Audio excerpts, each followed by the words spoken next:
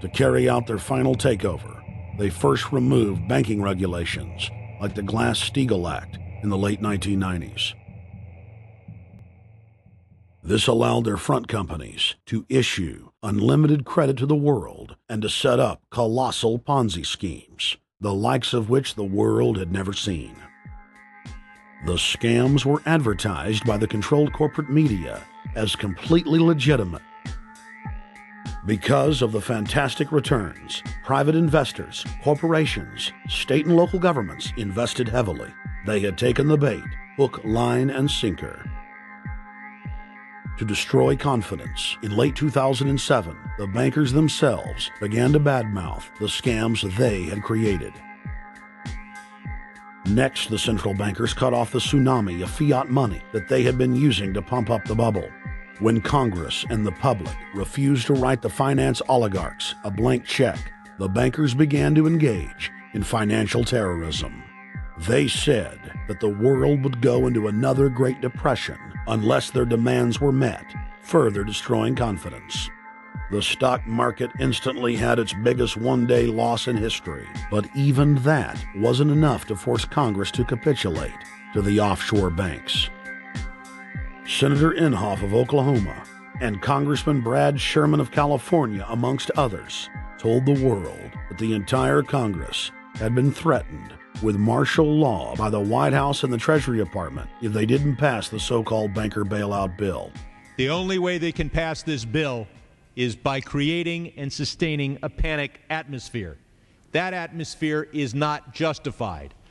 Many of us were told in private conversations that if we voted against this bill on Monday, that the sky would fall, the market would drop 2,000 or 3,000 points the first day, another couple thousand the second day, and a few members were even told that there would be martial law in America if we voted no. That's what I call fear-mongering. Unjustified. The final version of the bill was kept secret from the Congress until minutes before the vote on October 3, 2008. The Federal Reserve had promised total transparency, that every dime would be accounted for. To Democrats and Republicans who've opposed this plan, I say, step up to the plate. Let's do what's right for the country at this time, because the time to act is now. To prevent the possibility of a crisis turning into a catastrophe. After its passage, the public learned with horror that the bill was really a financial coup d'etat by Wall Street. The bill didn't just give $700 billion to the banks. It was a blank check. And as of February 2009, $9.7 trillion has disappeared into a black hole. Within 24 hours of its passage, Secretary of Treasury Henry Paulson said they were no longer going to use the money to unfreeze the mortgage market by buying bad debt.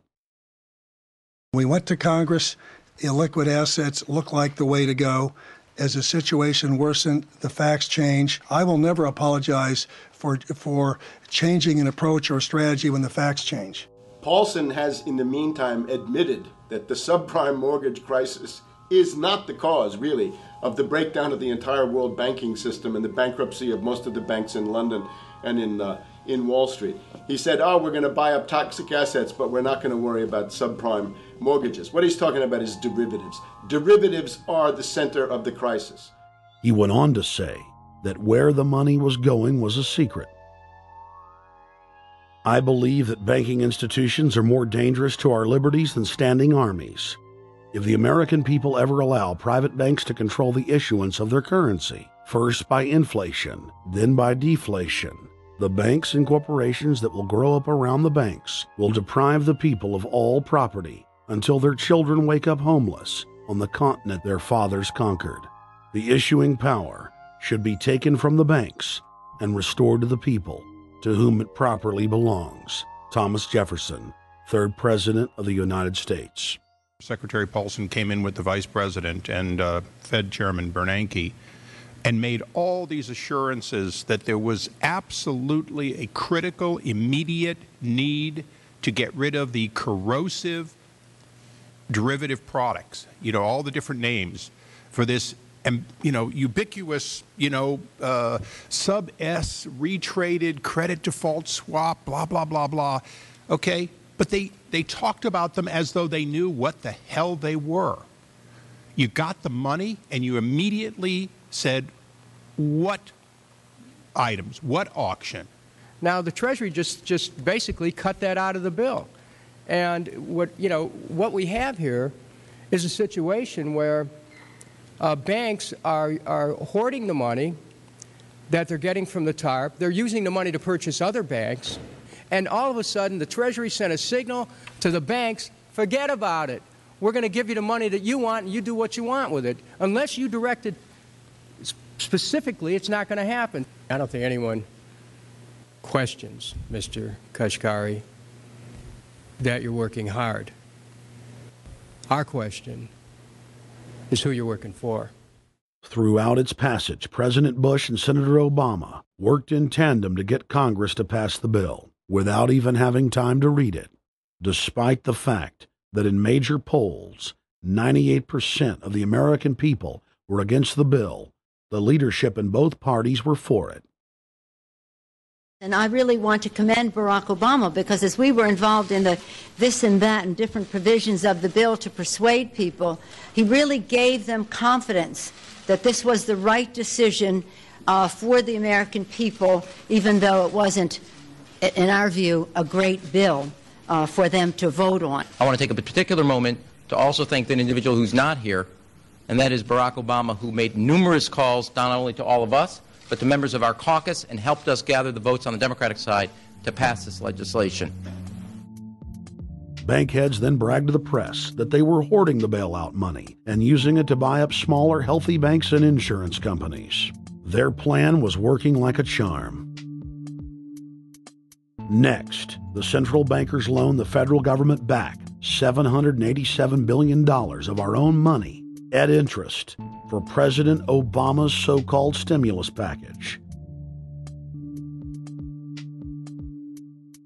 And just like the banker bailout, Congress was given less than an hour to read the 1,070-page-plus stimulus bill.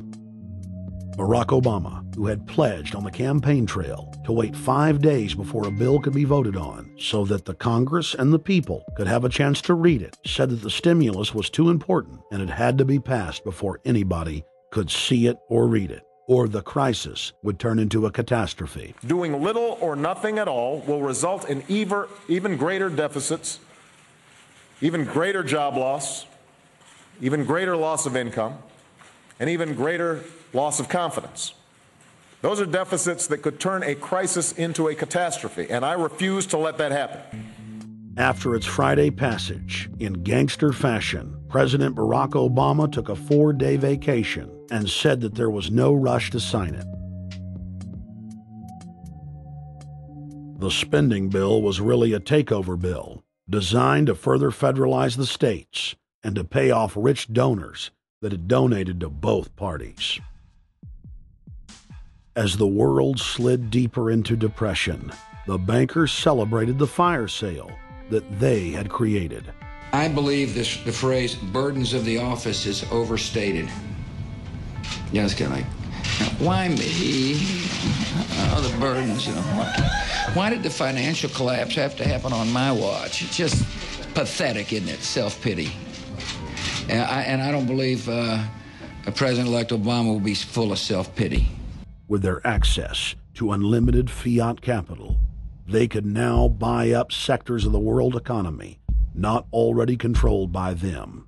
For over a century, the Anglo-American establishment had worked to bring the world system to this point: artificially engineered global bankruptcy. In an address before the Trilateral Commission in June of 1991, David Rockefeller laid out the elite's ultimate goal.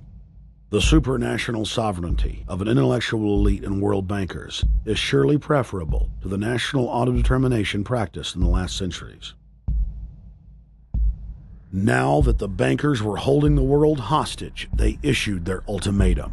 The only solution to restart the global economy would be to set up a planetary government ruled by a new Bank of the World, a Bank of the World owned and controlled by them. Suddenly, hundreds of prominent publications